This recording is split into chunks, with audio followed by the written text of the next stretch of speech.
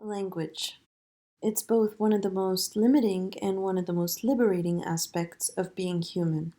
It's what creates and shapes our perception of the world, while also keeping us from the direct, non-linguistic experience of the things it describes. It is what helps us communicate with each other and also what helps feed our sense of separateness. The power of language, the power of words, even simple words, is immense. And that's why I wanted the first video of the channel to talk about that power and how to think of and use it intelligently. Welcome to Psychonautica, where we explore the liminal spaces of human knowledge. I'm M, a neuroscience student working with thinkers from many other scientific, literary, and philosophical backgrounds. Our aim is to give you food for thought so that you can then continue your exploration on deeper levels and create your own living philosophy.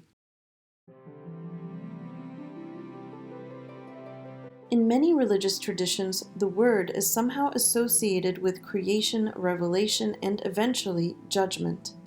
In Islam, for example, the first command that the angel Gabriel gave the Prophet Muhammad was recite.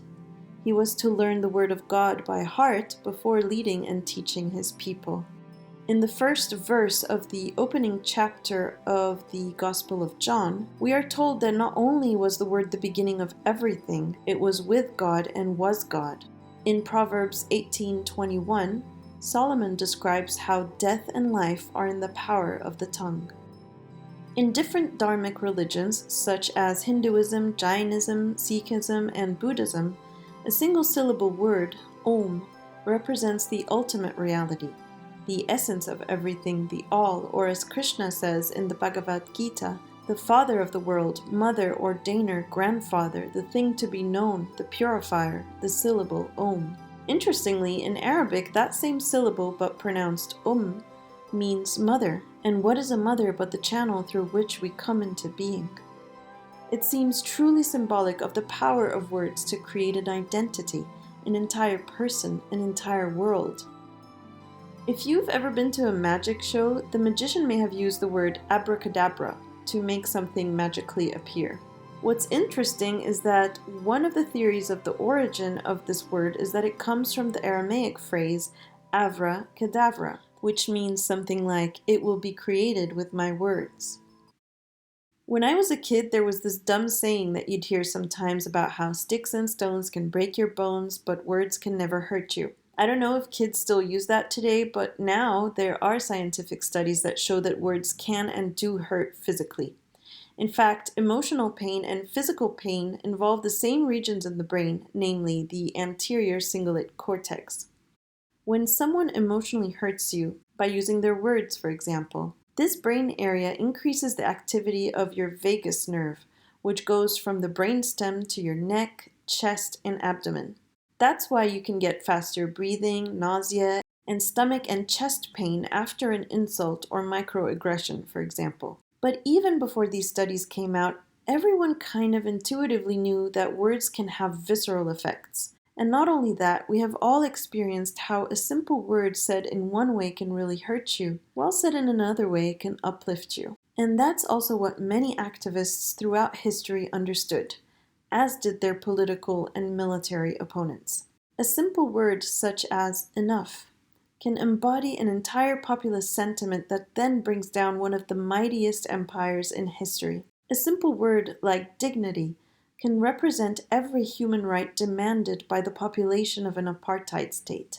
A simple word like love can make otherwise beaten down and tortured people face their obstacles in the most heroic of ways. Many truth-tellers and justice seekers all over the world across time and cultures have been either imprisoned, threatened, or even killed just for using their words. Words used to certain effects can have the capacity to change the power structure. They have the capacity to end ancient systems and create new paradigms. And what is the world as we know it if not a set of systems and paradigms? According to Don Juan Matus of the Carlos Castaneda series, from the moment you're born, you are given a description or interpretation of the world by those around you. And even though you were able to directly perceive reality experientially when you were that young, This process of describing the world would replace that ability as you became more firmly entrenched in that description, until it would eventually replace that experiential reality completely. This description of the world is an amalgamation of collective norms based on consciously and unconsciously agreed upon definitions of what a thing is. For example, the different colors, red, yellow, blue, pink, etc. But these definitions vary widely, not just with regards to certain visual tricks or exceptions like color blindness, but even culturally speaking, not to mention interspecies variations. We know that how a bee sees color is different than how a dog sees color, which is different than how a human infant sees color, which is different to how you or I see color. Now imagine with something a little more complex than color, although color can be quite a rich and fascinating field of study. But when we start to talk about more abstract concepts, such as freedom or beauty or honor, is it any wonder that we get into endless and many times fruitless disagreements about these concepts, when in fact we're just arguing based on our varying definitions of these concepts? These kinds of musings on language and meaning are, of course, not new. In fact, the reflection on language is ancient and runs through the entire history of knowledge. Some of the first philosophical discussions about language took place in India more than a millennium before Christ. Different Indian philosophical traditions approached language from different perspectives. Some debated the creation of language, others the role of language in the creation of the universe, while others are concerned with the ontological nature of language, its communicative role, and the nature of meaning. Many of these philosophers also reflected on the ability, or rather inability, of language to provide true knowledge about the world. And this question is asked not only in Indian philosophy but in many other traditions, from classical Greece and beyond what is now termed the linguistic turn of the 20th century. In the classical Greek period, a very interesting debate about language comes from Plato's Cratylus dialogue. In it, the philosophers discuss which criteria should be used to determine the correct name choice for a given object. Are these criteria arbitrary or natural? One of the philosophers, Hermogenes, took the position that became known as conventionalist. According to him, it is local or national conventions that determine the name choice of things. Cratylus's position, on the other hand, is what's called naturalistic. For him, names cannot be chosen arbitrarily because they have an intrinsic relationship with the things they refer to. Socrates was in between both of these views, or as we say in Egypt, he grabbed the stick from the middle. For him, some kind of naturalism must be accepted simply because some words are codified descriptions of the objects. For example, the name of the goddess Aphrodite is derived from the word aphros, born from the foam. But he also acknowledged that names cannot be perfect representations of the essences of their objects, and some convention must be accepted. He pondered that if the names of things equaled the exact reproduction of these things, everything would be duplicated, and there would come a time where no one could differentiate what the thing itself was from its name. As such, Socrates believed that the real is only accessible in itself without the interference of language. But then, as different thinkers from a variety of philosophical and scientific fields began to confront and take apart the essentialist view of language, the consensus began to shift, and now it is widely accepted that language and reality interpenetrate in an indissoluble way.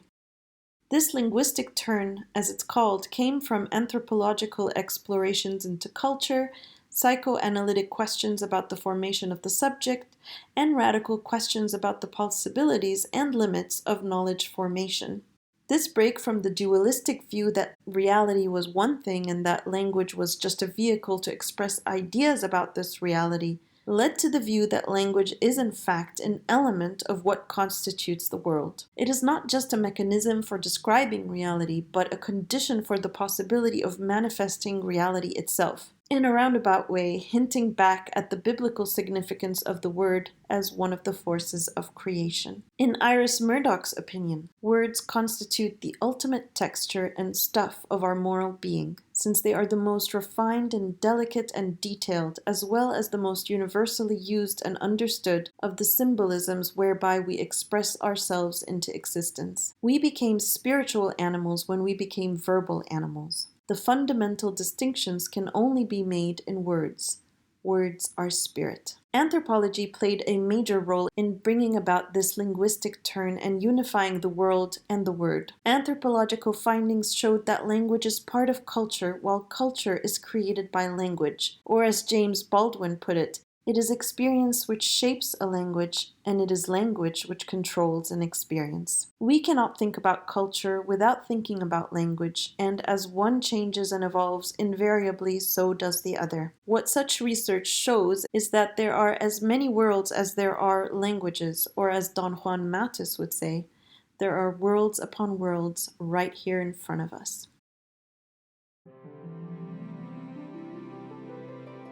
Of course, we can't talk about language without referencing the great Noam Chomsky on the matter. And although I cannot possibly summarize his immense body of work in the field of linguistics, I do want to take a shot at describing and probably butchering that description of one of his most notable and furiously debated theories. The idea that language acquisition is innate, that hardwired in our genetic makeup is a kind of theoretical language acquisition device, or LAD, and that this LAD is concerned with the structure of language, the way it is composed syntactically. And this ability explains how children pick up language so quickly just by listening to people speaking. And as they pick up the language around them, that syntactic foundation they were born with adapts and takes the shape of the stimuli, the specific language that they are exposed to. Although he is not the only authority on the matter, and his theories are contested by other researchers in the field, this idea of language being innate in humans does emphasize that it is truly one of the most foundational aspects to who we are as a species, and also who we are as individuals. We know that in the human brain there are indeed dedicated language regions. The most well-studied of these are Broca's and Wernicke's areas, both of which are located in the left hemisphere. Broca's area is mainly concerned with speech production, while Wernicke's is concerned with comprehension. Research into aphasia, which is language impairment, is actually a very interesting field of study. Lesions from strokes or other injuries to one area will produce an aphasia with different outcomes than if the lesion occurs in another area. For example, someone with Broca's aphasia will not be able to express with words what they want to tell you, but they can understand what you are telling them, while those with Wernicke's aphasia can express themselves fine, but can't understand what you're trying to tell them. This is of course a huge simplification, and the field is progressing towards different ways of classifying these kinds of impairments, but it just goes to show that truly our human brain was built to process human language, and that it is truly fundamental to our humanness, whether with or without impairments.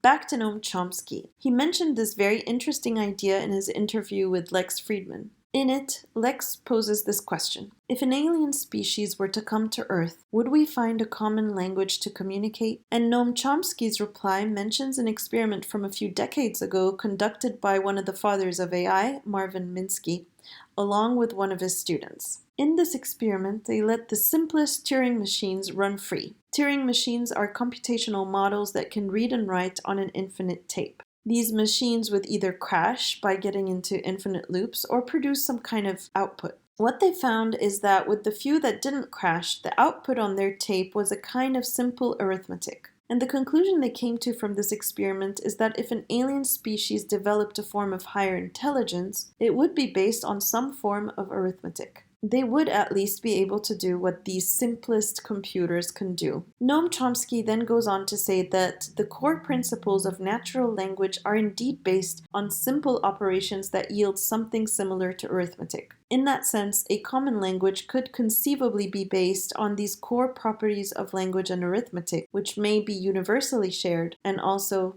you guessed it, innate.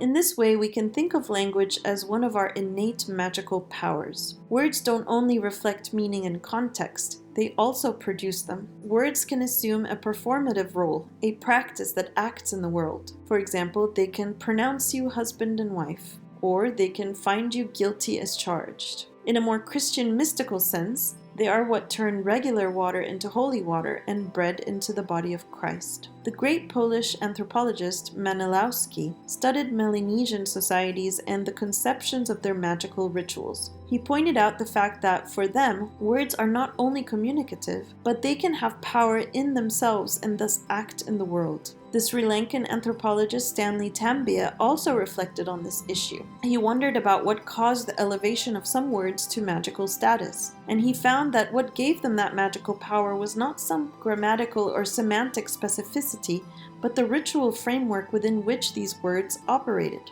And so the difference between sacred and profane language is not absolute, but relative. Levi Strauss, one of the most well-known anthropologists of all time, told of a story about a difficult birth experience an indigenous woman in Panama was undergoing. According to the shaman who was taking care of her, the birth complications were thanks to Mu, the force responsible for the formation of the fetus. In this instance, Mu had stepped beyond his regular duties and took possession of the soul, or purba, of the mother. The shaman had to then invoke the spirits of the natural elements by way of a song that sought out the mother's lost purba. And since Mu lives in the birthing mother's vagina and uterus, that's where the shaman had to wage his struggle. He had to take a kind of spiritual journey through the woman's body and internal organs, without ever touching her physically. The chant he sang had the objective of describing her pains and naming them for her, or as Levi Strauss articulated, the shaman provides the sick woman with a language, through which unexpressed and otherwise inexpressible psychic states can be immediately expressed. And it is the transition to this verbal expression, at the same time making it possible to undergo in an ordered and intelligible form a real experience that would otherwise be chaotic and inexpressible, which induces the release of the physiological process, that is, the reorganization in a favorable direction of the process to which the sick woman is subjected. This idea of naming things, including different physical and psychological pains, as a transformative act complements what we see in different forms of psychotherapy and addiction therapy as well. Becoming emotionally literate and having the ability to identify what you are feeling brings those emotions into conscious awareness, where they can then begin the transmutation process. Objectively naming yourself as an addict of this or that is a feature in many 12-step programs where you learn to overcome that very same affliction. In that sense, you can also use your own words, even at the level of pure thought, to hurt yourself, to undermine your self-image, to deny your reality, to suppress your true needs, and to perpetuate your afflictions. Or, as Bruce Lee put it more poetically, don't speak negatively about yourself even as a joke. Your body doesn't know the difference. Words are energy and cast spells. That's why it's called spelling. Change the way you speak about yourself and you can change your life. What you're not changing, you're also choosing. So whether we look at language using a philosophical, spiritual, religious, or scientific lens, we must come to the conclusion that it is part of our very essence. Words make up our world. They are what make up what we believe about our world and what we believe about ourselves and each other. And so it is just as important to question and analyze what words we use to create our version of the world in our mind. So I would like to ask you to join me in this endeavor. Take a closer look at the words you use to define yourself and others, and how you define this world we share. Do you use your words to uplift, to heal, to love, and to connect? Are you a man or woman of your word? Is your word your bond, or do you not take your word, and hence yourself, as something worthy of consideration? I hope you enjoyed this video, and I hope you continue your exploration and refine your living philosophy to include how you use words and language as an important principle. And now I will end this video by leaving you with a few wise words from the great Toni Morrison. Language can never live up to life once and for all, nor should it. Language can never pin down slavery, genocide, war, nor should it yearn for the arrogance to be able to do so. Its force, its felicity is in its reach toward the ineffable. Be it grand or slender, borrowing, blasting, or refusing to sanctify. Whether it laughs out loud or is a cry without an alphabet. The choice word, the chosen silence, unmolested language surges toward knowledge, not its destruction. Word work is sublime, she thinks, because it's generative. It makes meaning that secures our difference, our human difference, the way in which we are like no other life. We die, that may be the meaning of life. But we do language. That may be the measure of our lives.